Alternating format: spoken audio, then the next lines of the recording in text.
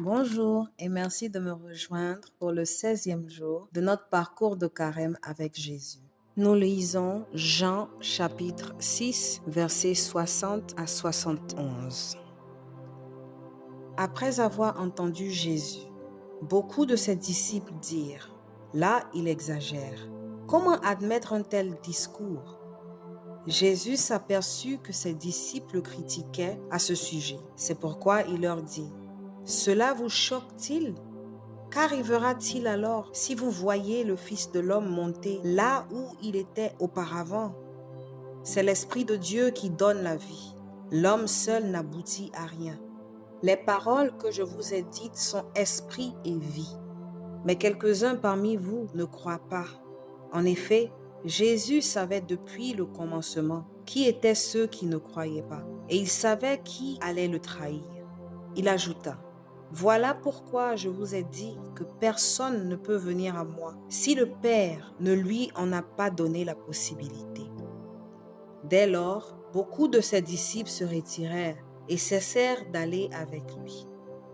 Jésus demanda alors aux 12 disciples: Voulez-vous partir vous aussi? Simon-Pierre lui répondit: Jésus, à qui irions-nous? Tu as les paroles qui donnent la vie éternelle. Nous le croyons, nous le savons. Tu es le Saint envoyé de Dieu. Jésus leur répondit: Ne vous ai-je pas choisi, vous les 12? Et pourtant, l'un de vous est un diable. Il parlait de Judas, fils de Simon Iscariote, car Judas, quoiqu'il fût un des 12 disciples, allait le trahir. Parole du Seigneur. Merci Saint-Esprit de me rejoindre là où je suis maintenant. C'est l'Esprit de Dieu qui donne la vie. L'homme seul n'aboutit à rien. Les paroles que je vous ai dites sont esprit et vie. Voilà pourquoi je vous ai dit que personne ne peut venir à moi si le Père ne lui en a pas donné la possibilité. Aujourd'hui, le discours de Jésus est très dur à accepter pour beaucoup de ses disciples. Cela est valable aussi pour beaucoup d'entre nous en ce moment. Hier, on a parlé de la transsubstantiation, croire en la présence de Jésus dans l'Eucharistie, ce qui n'est pas toujours évident, même pour les catholiques, de croire. Et encore une fois, Jésus demande d'avoir la foi, d'arrêter de voir avec les yeux et de lui faire confiance. C'est l'Esprit de Dieu qui donne la vie. L'homme seul n'aboutit à rien. Les paroles que je vous ai dites sont esprit et vie. Ça me fait penser au fait que Jésus nous dit: sa chair est vraie nourriture et son sang est une vraie boisson. Celui qui mange de sa chair et boit de son sang demeure uni à lui. Je pense que là maintenant, il nous donne la solution à notre problème d'incrédulité. Et cette solution-là est l'Esprit de Dieu. Il y a des choses qu'on voit, il y a des choses qu'on ne voit pas. Ce qui nous aide, c'est l'Esprit de Dieu, l'Esprit qui donne vie en nous, l'Esprit qui nous permet de transcender cette logique humaine, qui nous empêche d'aller en profondeur avec lui. Je vous ai dit que personne ne peut venir à moi si le Père ne lui en a pas donné la possibilité. Je n'ai toujours pas compris ça parce que ça vient juste après le fait que il a dit qu'il y a quelques-uns parmi ses disciples qui ne croient pas. Et depuis le début, il savait qui allait le trahir. Et donc voilà pourquoi il nous a dit que personne ne peut venir à lui si le Père ne lui a pas donné la possibilité.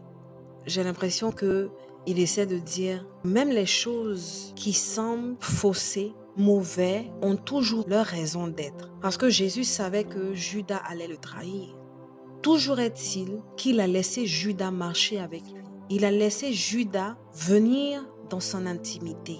Et donc, je pense que ça parle beaucoup pour la compassion et l'amour de Dieu pour nous. Peu importe notre intérieur, notre Dieu a du mal à nous repousser.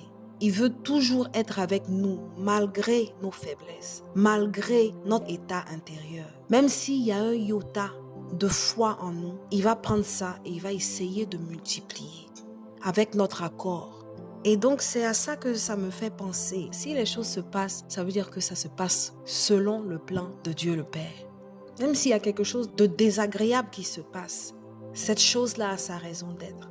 Ce qui nous tue pas, nous enseigne. Je pense que c'est ça le but. je ne peux pas dire que je regrette quelque chose parce que là, si je regrette quelque chose, ça veut dire je n'ai rien appris de cette expérience, donc je ne peux rien regretter. Même la trahison de Judas a sa raison d'être. Seigneur, à qui irions-nous? Tu as les paroles qui donnent la vie éternelle. Nous le croyons, nous le savons. Tu es le Saint envoyé de Dieu. Ces paroles de Simon-Pierre sont tellement profondes et tellement touchantes. Et c'est quelque chose de nouveau.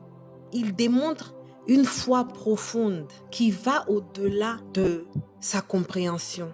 Il se dit, je regarde autour de moi, je n'ai personne. Il n'y a pas d'autres options que toi. Même si tu me dis de partir, même si j'ai mon libre arbitre de m'éloigner de toi, tu me donnes cette liberté-là. Je te choisirai toujours parce que c'est toi seul qui as les paroles qui donnent la vie éternelle. Je peux aller chez les chefs juifs, mais leurs paroles sont vides, sans substance. Alors qu'avec toi, Seigneur Jésus, tes paroles sont pleines de vie. Seigneur, en ce jour, je te dis merci. Merci d'approfondir notre foi. Merci de nous montrer le chemin, toujours en nous laissant le choix.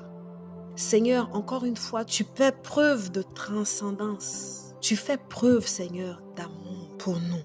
Comme ta parole le dit, l'amour n'est pas jaloux. L'amour est patient. Et avec cette patience, Seigneur, que tu nous montres, cette confiance que tu as en nous de te choisir, ça fait naître en nous un désir d'aller à ta suite.